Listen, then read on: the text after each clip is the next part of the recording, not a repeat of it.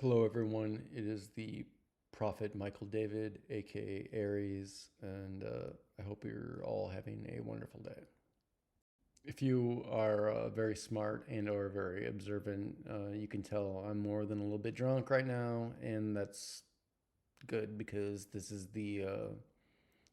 my moment before the moment and moment video, aka rock bottom moment. All right, that was a rough intro, but I'm not going to redo it. Um, all right, as I've detailed before in previous videos, on February 7th, 2018, my parents died in a car crash, a really bad one. They got hit by a drunk driver going about 90, and their car, just like in the movies, flipped into the ditch, caught on fire, and eventually exploded and turned them into just a bunch of mangled bones. As their eldest child, I was ultimately responsible for taking care of all their affairs, what I call dead parent stuff. And I did not take it very well, especially early on. I mean, we buried them pretty quickly. And by we, I mean I have one younger sibling. He's my brother. We're about 18 months apart. They died February 7th, and their funeral was on February 20th. But after that, it went downhill real quick. In other words, I don't really remember what happened between February 8th and 20th. I mean, I know some of the stuff, I got stories from there, but after I buried my parents, I still had a job, but once I got home at like 4 o'clock, I would drink 12 IPAs and chain smoke 2 packs of cigarettes and puke on myself most nights and rinse and repeat day in and day out. I would also, because I was such a depressed masochist, listen to the last song of my parents' funeral over and over and over and have these massive panic attacks, anxiety attacks over and over. And this is the song I listened to.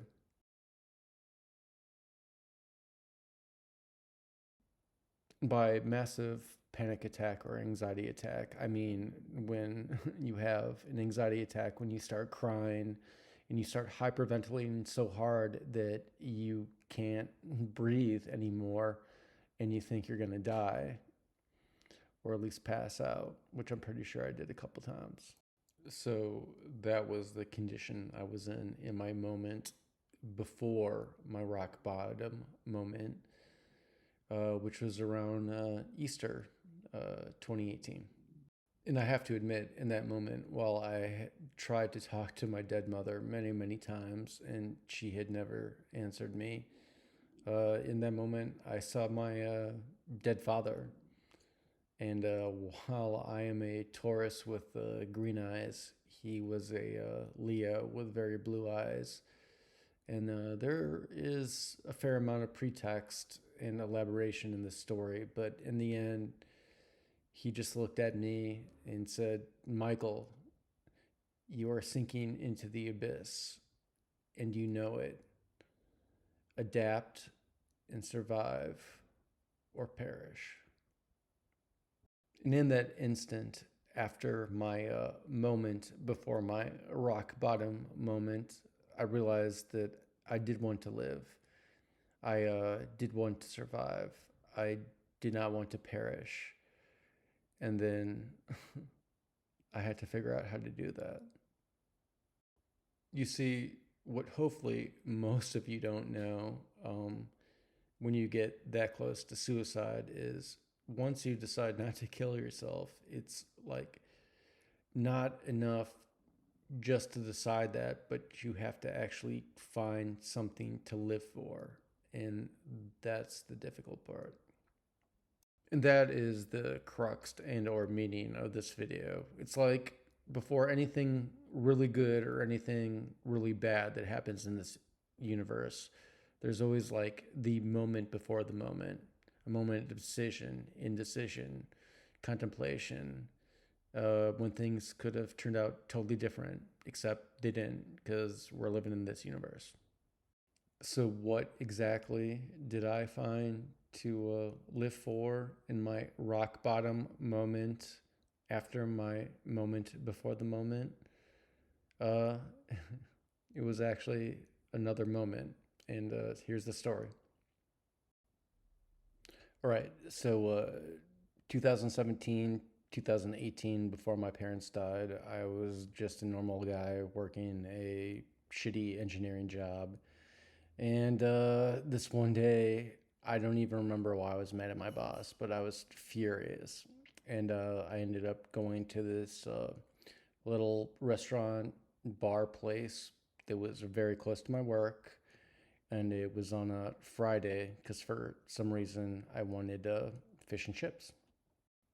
So I was super angry at my previous employer, and I don't even remember why. But I do remember sitting there just feeling like I was the only competent person on the planet and just being so angry about it. The only one that could do my job properly, you know? And then the bartender came over and she said something like, "Hi, I don't think I've ever seen you here before. My name is Olivia." And she let it hang much longer than she should have. And then, after a long second or two, I finally cowboyed up and said, "It's nice to meet you, Olivia. My name is Michael." And then Olivia said, "It's nice to meet you, Michael. So, would you like anything to drink, or would you like to see a menu?" To which I said, "Yes, both, please. I would like a Guinness." So then Olivia laid in a menu in front of me and started pouring me a Guinness, which is a process. Look it up if you don't know what I'm talking about. I'm not going to describe it right now.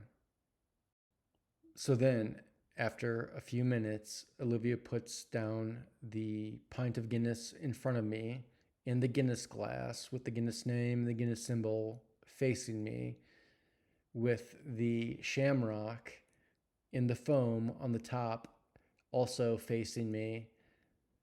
And she said something like, "Since this is your first time here, I'll give you a few more minutes with the menu, and then you can tell me what you want."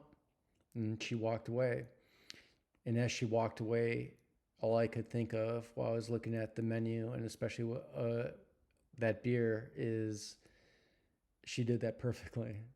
She did it perfectly. Perfect.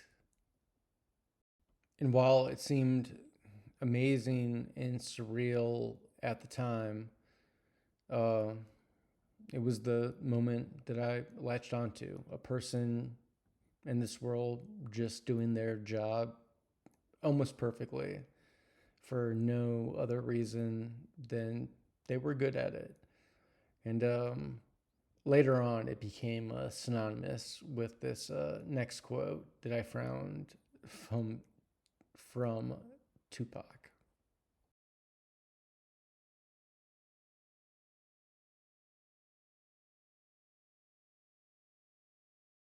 See, that quote may seem like a contradiction or an oxymoron, especially for the first part. But what Pac is saying is a perfectionist is somebody that always seeks perfection in themselves, which is awesome, but statistically unlikely. What Pac is saying is that he yearns to see perfection anywhere in the universe, from himself, from other people. It's the same reason why we all do game winning shots, comebacks, etc., etc. We all love that part of life. So you might be asking yourselves, well, did everything get better after that? No, not really. Or is that when you found God? No, not really. That's when I started to fear God. Let's put it this way. Before then, I was an atheist or a hardcore agnostic, not because I was a bad person, just because I was never religious growing up. But after my parents died, you can't be atheist if you blame God for your parents' death.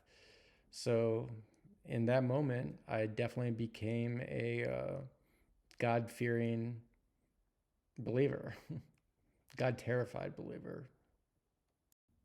And then over the course of 10 short months, I proceeded to just decimate all of my dead parent problems till almost none of them that were left. I still have a few. In the process, I lost roughly 70 pounds, and I never felt so good in my life. It's the one silver lining in this horrible story. And then finally, I was set up to do what I always wanted to do.